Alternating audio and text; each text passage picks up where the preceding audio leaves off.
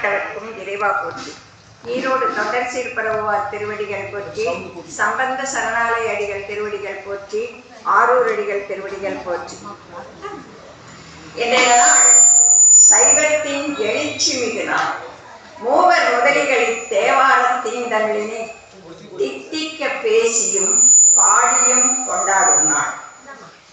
6ஆம் நூற்றாண்டின் பிற்பகுதியிலும் 7ஆம் நூற்றாண்டின் முதல் பகுதியிலும் வாழ்ந்தவர் எம்பெருமான் திருநாவுக்கரசர். அவரை நினைக்க நாள் ஒன்று போதாது, நாம் சொல்ல நாவொன்றும் போதாது. இறை தொண்டில் இணையில்லாது திகழ்ந்தவர். எந்த தொண்டனுக்கும் கிடைக்காத இறையருள் பெற்று கைலாயத்தை பூமிக்கு வரவழைத்த பேரருளாளர். அவரின் அற்புத மந்திரங்களில் இன்று எனக்கு குருவருளால் கிடைக்கப்பட்டது திருநீலக்குடி பதிகம். நீலகண்டனாம் இறைவன் நித்தம் உரையும் நம்பர் 326 இந்த புத்தகத்துல 326 136.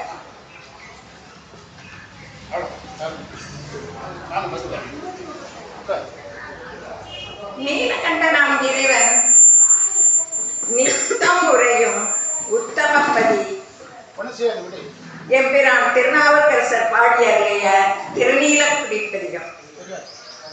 திருநீலக்குடி என்பது முக்கியமா என்னன்னா, பாற்கடலை கடையும் போது தோன்றிய நஞ்சை சிவபெருமான் உண்டு அடக்கினார். அப்புறம் அந்த ஏந்தி திருநீலகண்டமான தலம் தான் இந்த தலம். மார்க்கண்டேயனுக்கு ஆயுள் அதிகரித்து கொடுத்தது. அங்க திருக்கடையூர்ல கால சம்ஹாரம், இங்க ஆயுள் அதிகரிச்சு கொடுத்துறாரு. சிரஞ்சீவி பட்டம் கொடுத்துறாரு மார்க்கண்டேயனுக்கு திருநீலகண்டம். இங்குள்ள நீலகண்டேஸ்வரர் கோயில் யமன் ராகு கேது தோஷ பரிகாரங்கள் நடைபெறுகின்றது. மார்க்கண்டேயர் வழிபட்டு ஆயுள் நீட்டிக்கப்பட்ட வரப்பட்டார்.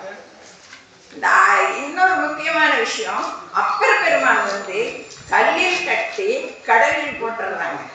அப்ப இந்த இறைவனை பாடித்தா உயிர் பெற்றதாக தலவரலாறு கூறுகிறது. இங்க மூலவர் நீலகண்டேஸ்வரர் மானோஜநாதர், தாயார் ஒப்பில்லாமலை நாயகி அனுபஸ்பதினி அம்பாள். தலவிருட்சம் பஞ்சவில்வம் 5 இலைகள் இருக்கக்கூடிய தீர்த்தம் தேவி தீர்த்தம். இத்தலம் எங்க இருக்குதுன்னா, கும்பகோணம் பேருந்து நிலையத்திலிருந்து சுமார் 12 கிலோமீட்டர் தூரத்தில் அமைந்துள்ளது. அப்பர் என்ன சொல்றாருன்னா, வாழ்வில் ஒரு முறையாவது இத்தலத்தை தரிசிக்காமல் இறக்கக்கூடாதுங்கிறார். தன் பாடல்ல இந்த பாடலையே சொல்றாரு, நீலக்குடி பாடலையே சொல்றாரு. இங்கு உரிய எம்பெருமானின் லிங்க திருமேனி எப்படிப்பட்டதுன்னா, எண்ணெய் ஊத்த ஊத்து உறிஞ்சிக்கிறது. எத்தனை எண்ணெய் குடமாக எண்ணெய் ஊற்றினாலும் ஒரு சொட்டு எண்ணெய் கூட கீழே வர்றதே இல்லை. அது என்ன அப்படிங்கிறது நிறைய பேர் ஆராய்ந்து வைத்தாங்க. அயல்நாட்டுக்காரங்கெல்லாம் விஞ்ஞானிகள்லாம் கூட பார்த்தாங்களாமா. யாருக்குமே அந்த ரகசியம் புரியவே இல்லையாமா. எத்தனை சொரன்னு இருக்கும் அந்த லிங்க திருமேனி. அது மேலே குடமா எண்ணெய் ஊற்றினாலும் பூரா அப்படியே அப்சர்வ் பூராமே அதை அப்படியே உறிஞ்சிக்குது. நீலக்குடி ஒந்தமிழ் பாமாலை ஓதி உணரும் பாக்கியம் கிடைத்தது குருவின் திருவருளையாகும். இப்பதிகத்தில் முதல் பாடல் வைத்த மாடும் மனைவியும் மக்கள் நீர் செத்த போது சரியார் பிரிவதை நித்த நீலக்குடி அரண் 5 சித்தமாகில் சிவகதி சேர்கிற. எவ்வளோ அருமையான பாடல் என்கிறார். அதாவது நாம சேமிச்சு வச்ச பொருள்கள், வீடு, பொண்ணு, பூமி, அது எல்லாம் பொருள்களும், மனைவி, மக்கள், சுற்றம் எதுவுமே உன்னுடைய உயிர் பிரியும் போதே கூட வராது. அதனால நீ இந்த நீலக்குடியில் வீட்டிற்கும் சிவபெருமானை நாள்தோறும் நினைப்பவர்களுக்கு கண்டிப்பா கடைசி காலத்தில் சிவபதம் அடைவான், கொடுப்பான் அப்படின்னு ரொம்ப நம்பிக்கையாக சொல்றாரு இவர் அப்பர் சுவாமிகள். அடுத்த பதிகத்துல ஆற்ற நீழ்சடை ஆயிழையாங்கிற பதிகம் மிகச்சிறந்த கருத்துமிக்க ஒரு பதிகம். இந்த பதிகம் மார்க்கண்டேயனுக்காக காலனின் உயிரை பறித்த காலன் இவருங்கிறார், விரைவே யமன்கிறாரு அப்பர். ஏன் அப்படின்னா, காலனுடைய உயிரை இதுல சிறப்புனா காலனை அவனை காலால் உதைக்கிறாரு. அதே நேரத்தில் காலத்திற்கும் இந்த இருக்கக்கூடிய காலத்திற்கும் அவர் ஒரு எல்லையா அமைகிறாரு. அதனால ரெண்டு செயல்களையும் ஒரே நேரம் செய்கிறதுனால சிவபெருமானை காலனே, காலத்திற்கும் உரியவன், காலனையும் அழித்தவன்கிறத சிவபெருமான இந்த பாடல்ல காலனேங்கிறாரு. இது மாதிரி சுந்தரமூர்த்தி நாயனார் சிவபெருமானே ஏலவார் குழலால் உமைநங்கை என்றும் ஏந்தி வழிபட பெற்ற கால காலனை கம்பனெம்மானை காணக்கண்ணடியேன் பெற்றவாறேன்னு சொல்றது இந்த பாடலுக்கு ரொம்ப பொருத்தமா இருக்கும். அடுத்த பாடல் தேச நீலக்குடியானே ஏனா அப்படிங்கிற பாடல். நீலக்குடியான் ஏத்தி வழிபட முப்புற அசுரர்கள் சிவபெருமானுக்கு ஒரே அம்புக்கு இலக்காகி சாம்பலாகாங்க. இதுக்கு காரணம் இந்த பாட்டில் என்ன சொல்றாருன்னா, திருமால் தான் இதுக்கு காரணம், இந்த திருமால் செய்த மாயை தான் இதுக்கு அப்படின்னு சொல்றாரு. என்ன திருமால் செய்தார்னா, இந்த முப்புறத்தை அரக்கர்கள் 3 கோட்டைகளாக கொண்டு ரொம்ப எல்லாருக்கும், தேவர்களுக்கும் முனிவர்களுக்கும் மற்றவர்களுக்கும் ரொம்ப இடர் விளைவிச்சுட்டு இருந்தாங்க. அவங்களை அடக்கிறதுக்கு யாருக்குமே எந்த உபாயமும் தெரியல. அப்பதான் மால் யோசிக்கிறாரு. யோசிச்சு நாகவதரை கூப்பிட்டு, நீ போய் சிவபெருமான் கிட்ட அவங்க 2 பேருக்கு பகை ஏற்படுற மாதிரி படிவிடு அப்படின்னு சொல்லிடுவார். அப்படி போய் சிவபெருமான் கிட்ட சொன்ன பிறகுதான் அவருடைய ஒரே ஒரு வில்லுல அந்த முப்புறத்தையும் எரிக்கிறார். அதனால முப்புறத்தை எரித்த கதை நிறைய வந்துகிட்டே இருக்குது இந்த வரலாறு. அந்த பெரிய வரலாற்றை ஒரே வரியில் அப்பர் சுவாமிகள் சொல்றார். அடுத்த பாடல் அப்பர் சுவாமிகளுடைய கவிதை நயமே ஒரு வரியில ஒரு பெரிய காப்பியத்தையே சொல்லிடுறார். 4வது பாடல் பாருங்க, அவரது அனுபவம். என்ன அனுபவம்னா, கல்லினோடு என்னை பூட்டி அம்மா அந்த வங்கையன்கள் இவர்கள் சமணர்கள் ஒல்லை நீர் உகநூக்க என் வாக்கினால் நெல்லு நீழ்வயல் நீலக்குடியான் நல்ல நாமம் நவிச்சி உய்ந்தேன் அப்படிங்கிறார். அதாவது சமணர்கள் பல்லவ மன்னன் மகேந்திர பல்லவனோட துணை கொண்டு சைவத்தை அணைந்த நம் அப்பரை கல்லை கட்டி கடையில் ஓட்டுறாங்க. வேற எந்த வழியிலையும் அவர் சாக வைக்கவே முடியல. இந்த பெரிய பாலங்களை கட்டி உள்ள ஓட்டாதான் அவர் எந்திரிக்காம இருப்பார். கல்லை கட்டி கடல். அப்போ அவர் சொல்ற ஒரே மந்திரம் இந்த 5 எழுத்து மந்திரம். நான் கடலில் மூழ்கி அழிய வேண்டும் எனது அவர்களது எண்ணம் நிறைவேறாமல் தடுத்தது எதுனா நீலகண்டனின் 5 எழுத்தாகிய நாமம் அப்படிங்கிறார்.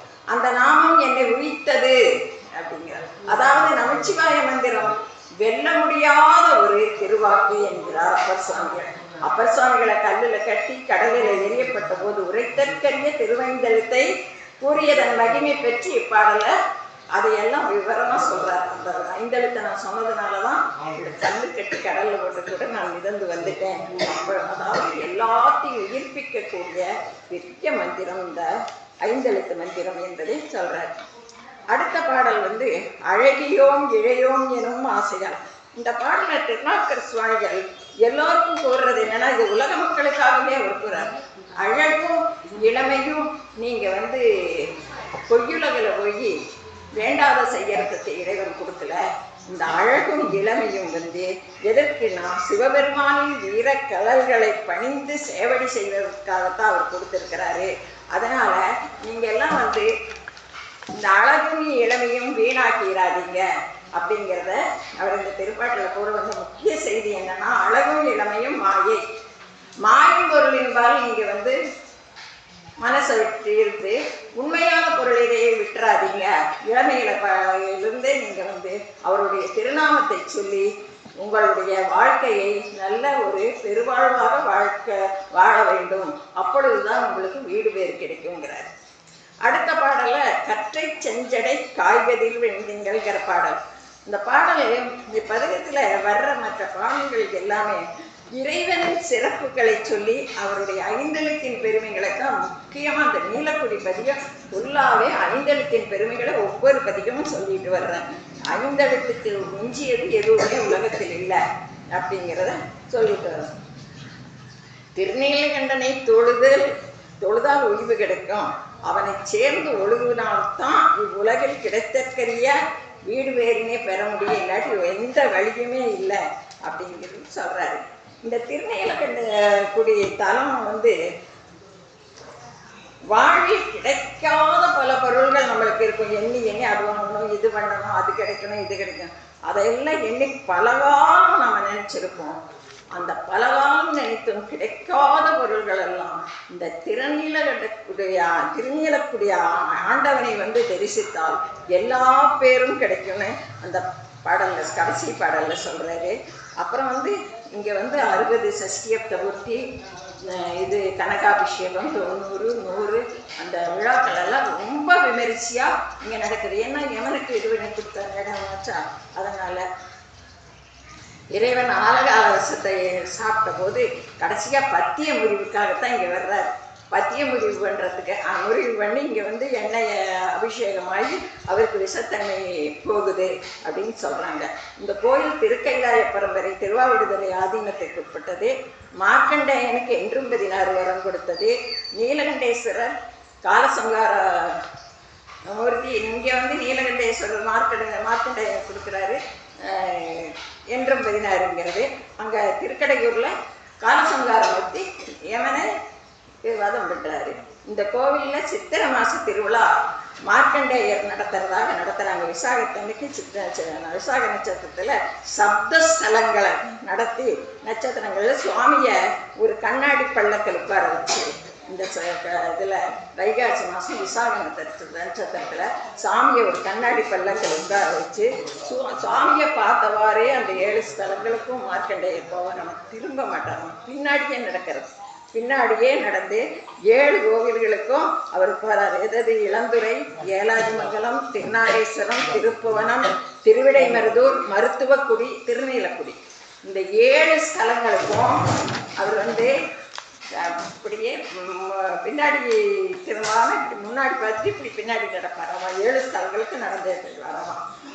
இந்த திருநீலகண்டி சென்று தொழுதைமையானால் 7 கோவில்களில் சேவித்த பலனை இந்த திருநீலகண்டேஸ்வரர் அறிகிறார் என்பது ஐதீகம்.